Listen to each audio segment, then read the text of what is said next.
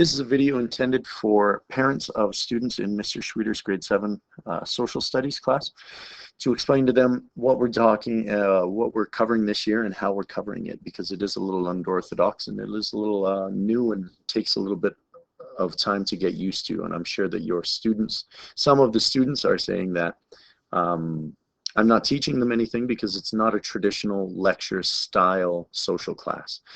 Instead, we're covering the curriculum through tests and notes and quizzes, and then, which is very traditional. If you look on my YouTube page, all the lectures that those students that want the stand and deliver type of teaching can be found at, and that YouTube page can be found just by searching Mike Schwieder, S-C-H-W-I-E-D-E-R. On the D2L pages and on D2L is where you get most of the information though. So when we start and you log in and you go to social studies, it will bring you to the home page. On the left, the right hand side over here, we have upcoming events. This will tell you what's due and when. Those events, that's your timeline. That's when things will be turned in or be marked as a 0 if they're not handed in. If they're not handed in, they can be handed in at a later time. As long as it's finished, it will be marked. Now, sometimes I will put a mark to hand it in on time. There will be a mark of if it's on time or if it is not. If there is extenuating circumstances, please let me know. If it's my computer broke and they had 3 weeks to work on this, that's probably not an acceptable excuse. If it's problems uploading it by email to Google Drive and sharing it with me, then I expect an email telling me that because you were having problems and it shows you were on the email, and there's a lot of different ways to email to get it to work. So back to explaining what we're doing in social. So we start with the calendar. When we go through the news for the very first project, there's YouTube videos about how to continue your research project, it walks you through what to do and what I expect on a research project. There's a basic walkthrough of how to present a poster and what I expected from a poster. There's also a basic walkthrough of a PowerPoint presentation, what looks good, what looks bad, what you should avoid, what you should put, which is very different than the presentations that they've been making in grade 1 through 6. For instance, there should only be 6 words on a grade 7 PowerPoint slide because they don't know the rule 6 by 6, so we put it 6 by 1. So we give them six words so they can't put a full sentences on, and they shouldn't be reading from a sheet. They should understand the project well enough that they but it's all explained in the video. There's also an exemplar of what a 4 out of 5 looks like if you're going to do notes for the curriculum question, which we'll get to in a second. There's an exemplar there as well.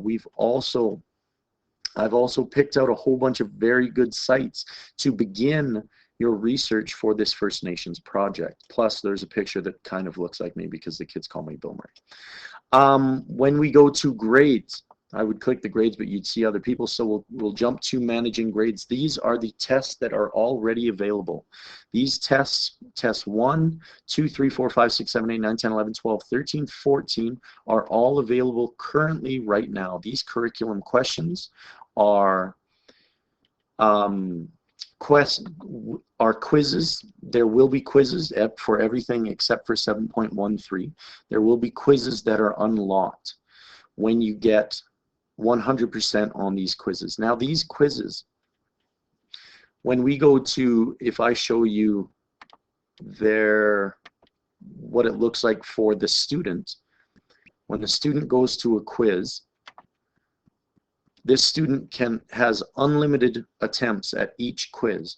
So if they got a 68 on a quiz, that's because they refused to get 100%. All they can ask their classmates, they can use a book, they can go to the internet, they can take this test over and over and over and write down the right answer. They have to do this over and over and over until they get it correct. The content that pops up, if you need a book and you're at home, you don't have this book, it's all under content. The book is right there. You can download it and open it up. Now,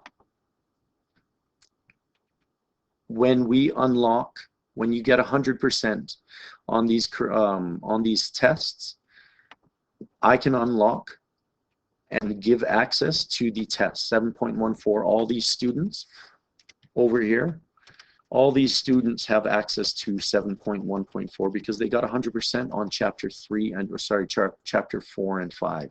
The question often comes up of which chapters do you have to get 100% on to get the quiz unlocked, the curriculum question quiz unlocked. The first part is they should be getting 100% on every single quiz. There's no reason why they shouldn't be. If there's a wrong question, I can go back in and I can change it. The student should bring that to my attention. If they're stuck, they should ask their classmates. They should check in the book. They should Google it. They should come ask me as a final resort. When you go to the curriculum questions, which all your sons and daughters, all the students have access to this document on their Google Drive account. It says chapters 1, 2, and 3 for 7.13. For 7.14, it pops up and the comment is chapters 4 and 5. So when you want 7.1.4, sorry, when you want 7.1.4, chapters 4 and 5 is what you have to get 100% on. Now this is written in class as well as on their document, so they know what they have to get done. There's no confusion here. If there is confusion, all they had to do was ask, and I tell them all the time. So chapters 4 and chapter 5, they get 100%. I go down once a week just so I don't have to do this every 30 seconds in class, and I can add them to that test. When they have that test, they have 2 attempts to get the highest grade that they can. They can work together. They can look in the book. They can do whatever they need to do. That brings us back. That brings us to what 7.1.4. Because I know that students will just grab answers from everybody else and not study them, and not understand them, and not put them to memory. We've created in-class exams. Now your in-class exams is just that. On November 3rd we have a class and we have an exam that covered chapter 1, chapter 2, and chapter 3. Now there were random questions from chapter 1, word for word, with the same answer. There were random questions from chapter 2 and chapter 3. They had 40 questions, which is a regular unit test.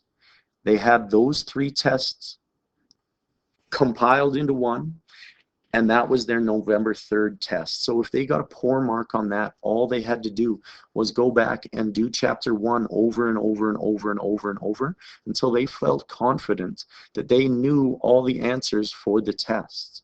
They had the answers. All they had to do was just commit it to memory. Finally, the project. This is the final part of Social 7, which is the most exciting part for me, because it teaches them to be lifelong learners, as well as brings back a little bit of questioning and wonder to their school, which they don't get to explore a lot. If you scroll all the way down to the bottom of the curriculum questions, there are 8 projects, and they're described down here. The first nations, this was the very first one. Pick any of the first 13 First Nations, the giant groups, found as what is now present-day Canada, and choose something that interests you about them. This could be anything. This could be a war. This could be their clothing. This could be their hunting style. This could be, why did the Inuit hunt? How did they get the whales out of the ocean when they killed the whale? That's a fantastic question. Go find out. There's a whole bunch of internet out there. There's a whole bunch of questions. The next part, the big part that we're trying to get out of this project is that they ask questions properly, that they know how to properly research, because in university, in high school, and in junior high, students do not know the proper way to research, so they can't find the proper information that they need. They don't ask why, they don't dive deep enough. This leads to a lot of problems in our society that lead to bigger and bigger issues. I'm trying to give these kids the ability to search and answer questions for themselves. We've talked about the homepage. The final thing, if your child is struggling in this class, the very best thing is not to say that my child cannot do this.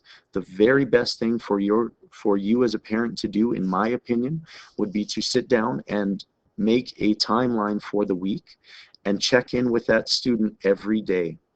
Make a Google Doc. On a Google document, you can see right up here on last edit, you can see, if you click that, you can see what they've done on what minute at every single day and who did it. So if they signed in, I can see what those students have done on every minute. So if you know that your son or daughter is researching Wales and the Inuit, they should be taking notes. So this Google document, this is part of the project too, is this Google document should be edited every time they're in class. If they're in class and they're not doing a quiz, you can see, I'll go back to a student. Sorry about this, hold on one second. If you go to a student, if you go to their assessments, you can find out right here, this is a test in progress. They can go over here and restart this quiz. They can go down and continue the quiz. If they were on question 25 on attempt 2, and they said they did quizzes all class, and they're still on attempt 2, still on question 25, they did not attempt that quiz. It doesn't matter what they said they did not attempt that quiz.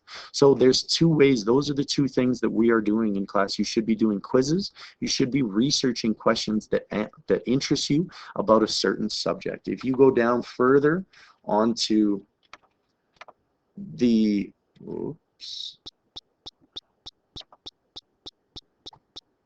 sorry, if you go further down, it explains all 8 projects. It doesn't have marks yet right now because it's a living year. You get, as the students go further, there's more and more, there's different things that we need to focus on. They're weaker in different areas than previous years, and these guys will be stronger than future years, and they're stronger in previous years as well. So number 2, French and English approach to the fur trade. Number 3 and 4, choose 2 of these topics. You can choose 7 Years' War, and then you can choose the American Revolution. You can pick George Washington, then you can pick Pontiac. You can, the breadth is endless.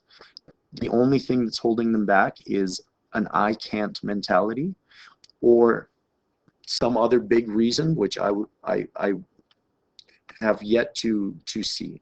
So that being said, I hope this explains Social 7 in a nutshell. The students seem to be grasping it very, very well, and I know that the biggest issue right now is that they struggle with independence because they've never been given independence. Their mark is secondary, their process is primary. If they can start to figure out how to be self-motivated, how to ask why questions, if they get a 30 in this class, and they move on and they know how to answer why, or ask and answer why questions, and can be self-motivated and self-directed, lifelong learners, it will pay off later in life. So I hope that kind of clears up any questions.